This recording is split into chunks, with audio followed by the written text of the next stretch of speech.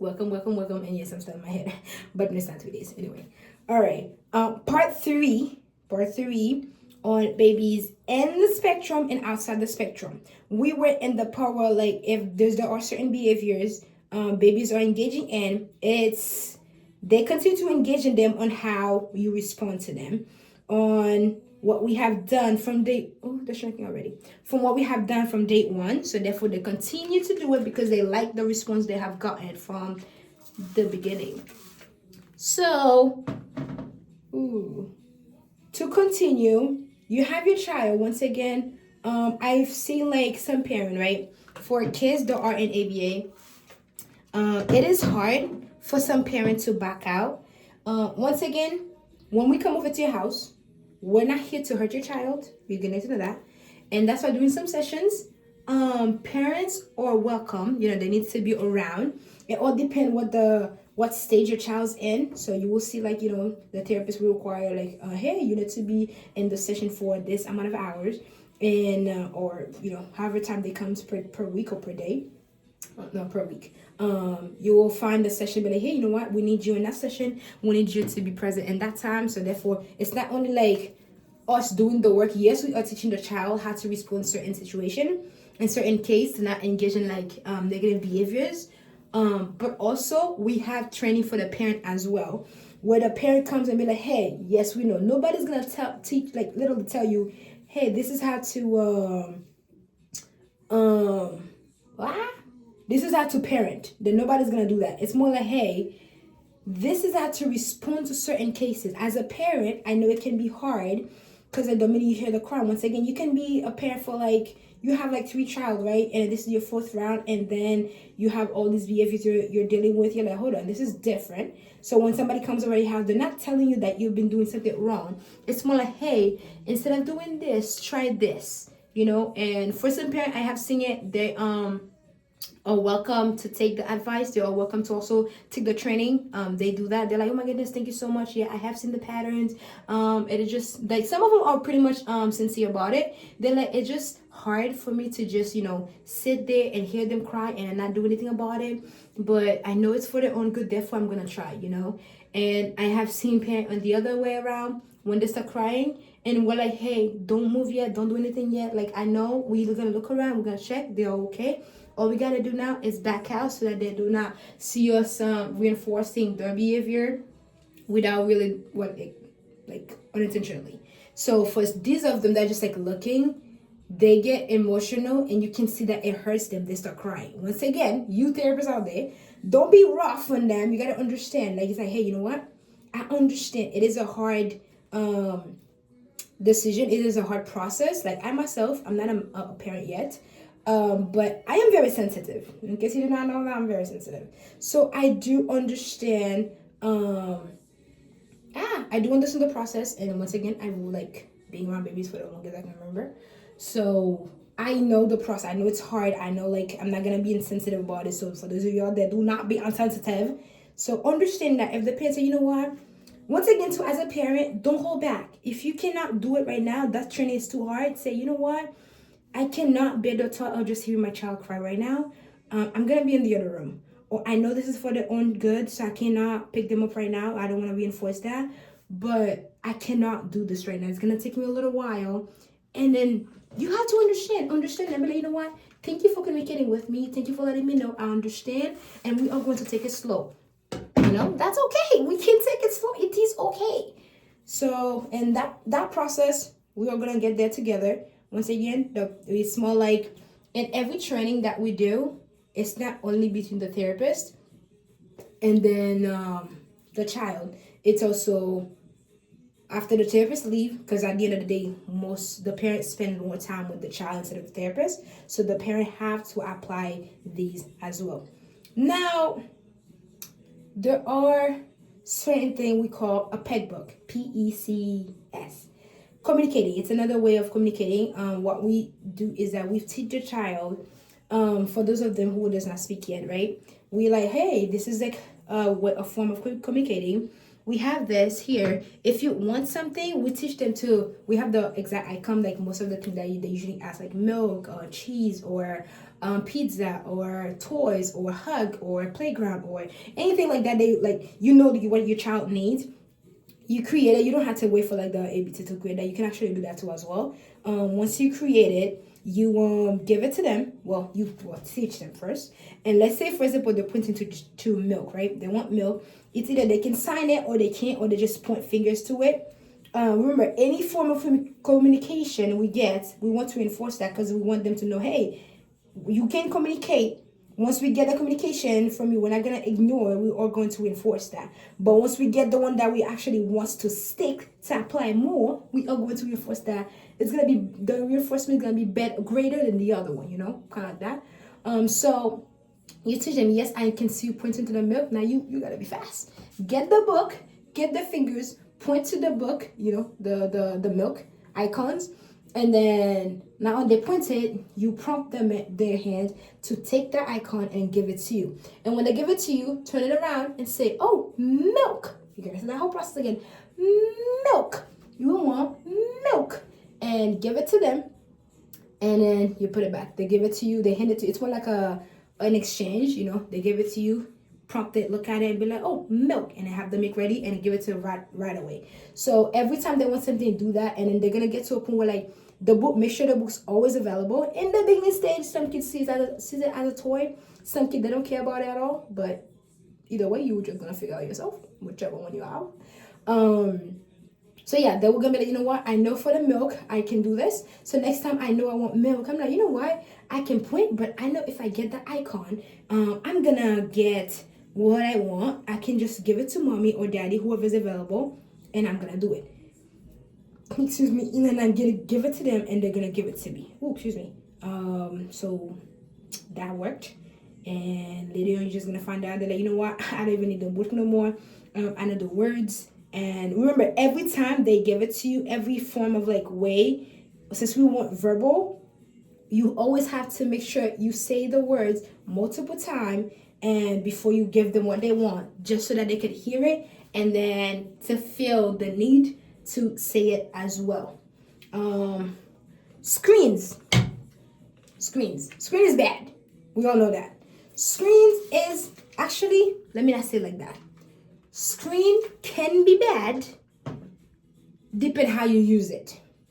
Now, you know, some people have like some early interventions, a video that they play for their kids, which is great. But don't just take a screen and put it in front of the child and then let the screen do the work for you. No, not how that works. Because sometimes, yes, you do get a little of work from the screen, but some other day, you will find your child so dependent on the screen. They're like, they don't want to do anything. Like, screen is addictive. So therefore, you don't want to put them into a screen. But you know what? Just go sit there and then that's it. We don't want that.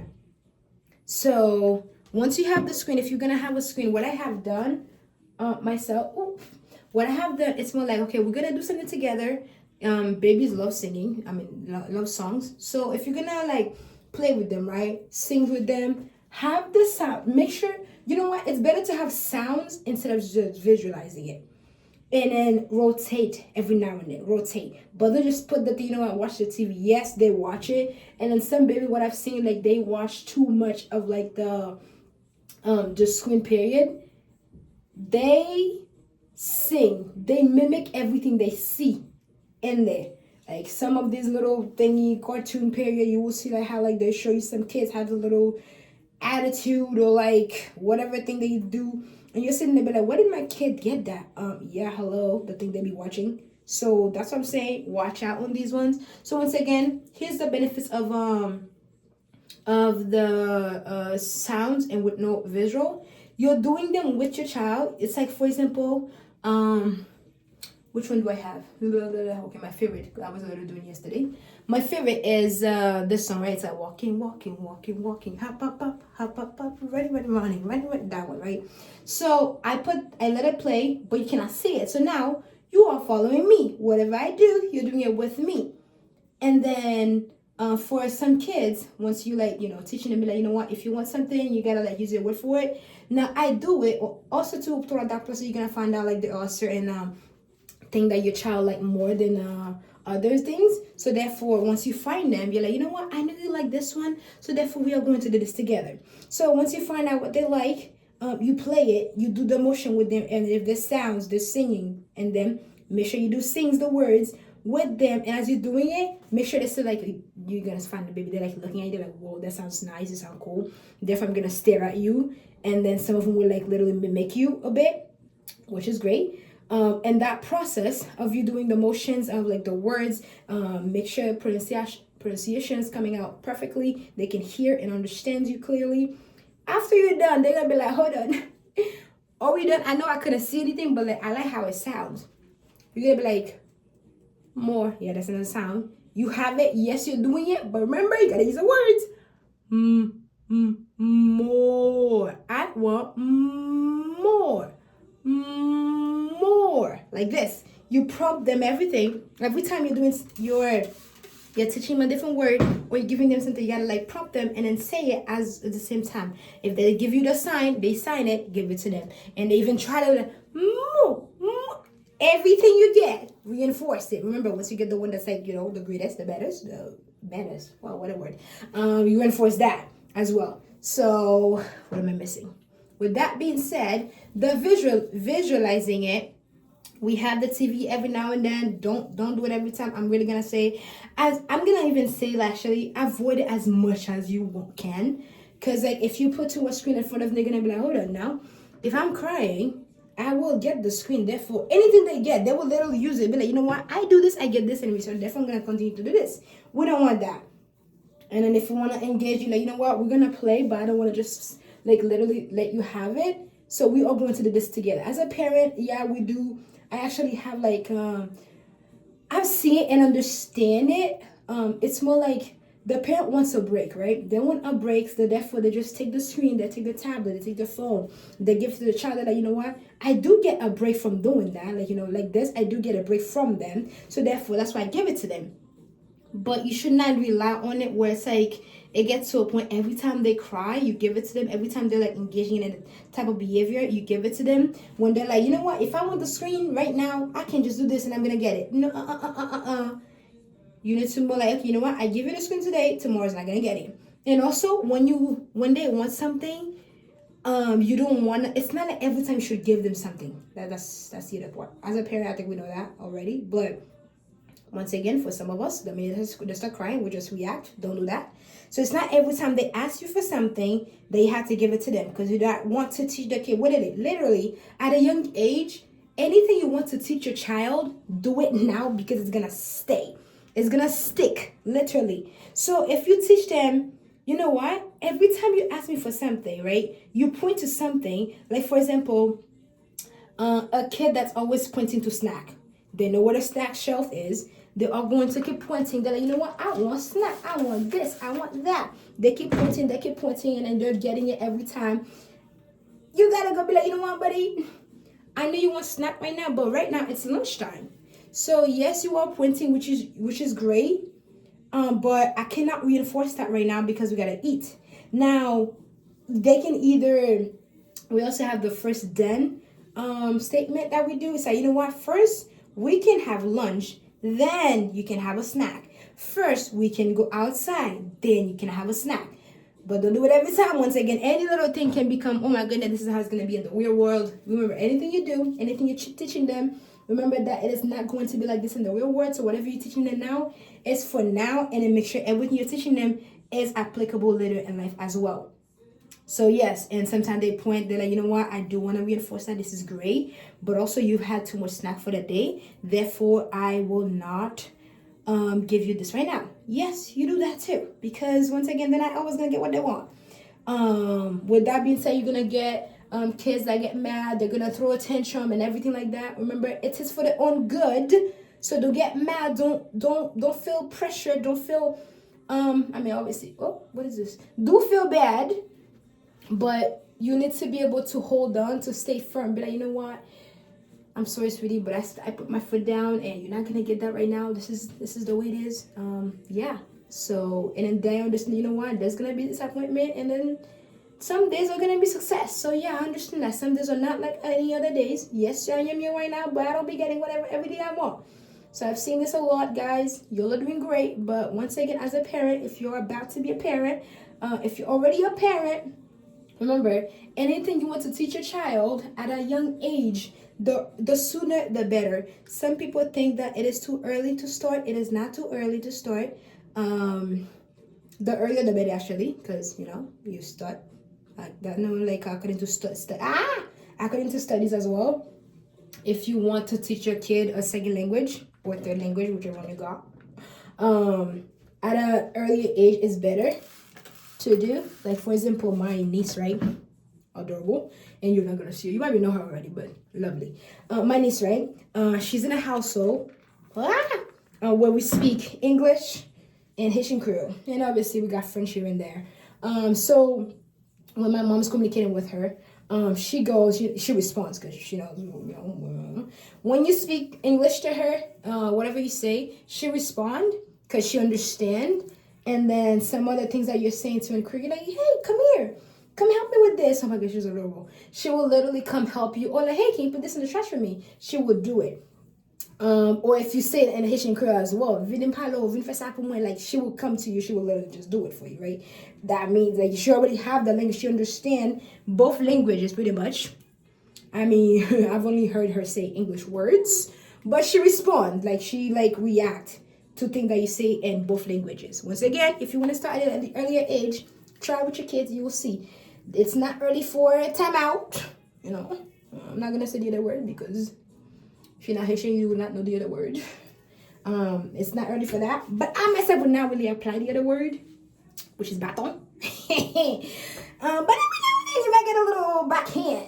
Did I say that out loud? Okay, I think my child heard that. But anyway. Once again, I am not a mother, but please watch how you start in the beginning of stage. There are things you can do with your child at an early age stage, like 6 months. And people be like, you know what, I actually taught my child this at an early age. Like, for example, you know what, let's go biblically. Biblically speaking, not biblically speaking, that's what I meant to say, but like, let's say every night you try to read the Bible with your child. It's gonna be perfect. They hear it, or you say the Lord's Prayer with them. They hear it every now and then. They're like, oh yeah, you know what? I know this. And then out of nowhere, they memorize it. How do you think I memorized them? Exactly. My parent did a good job. Anyway, the way I thought about that, I was like, okay. Anyway, that's all I had for you guys. Remember, you're a Christian home. You're building a family. You want your child to rely on God. Make sure they hear the word in the house. Have devotion in the morning every now and then with your child, that they know to rely on the word. Like, teach them the word. Don't just be like, you know what? Because some kids, they just grew up in Christian household. Maybe that's it. Oh, it can't be like that. Yes, I grew up in a Christian household, but I also know the word. I've heard the word and for myself. So like, I can just be like, yeah, I grew up in a Christian household, and that's it. No, that's not how it works. So once again, you're doing great with your child. If you have, I feel like I rushed through it. I don't think I did, but I feel like I rushed-ish. I just said the main thing that needed to be said, pretty much. So if there's anything else, any question you guys have, let me know in the comment below. I will answer them. I can't prompt. I can't really like show you anything because I don't have like a child. Like, I'm not really, like, I don't have any videos like from sessions to show you guys. But if you know me, I know you. You got my number. If you have my number, you got my page, and then I'll just either respond or I'll just show you what I mean. And no, I don't have a book. No. And yeah. So have a blessed week. Oh my goodness, it's the weekend. Have a blessed weekend, and I will see you guys into the next part. Have fun with your little babies, lovely babies. Once again, I'm a fan. And yeah, all right, guys. Bye.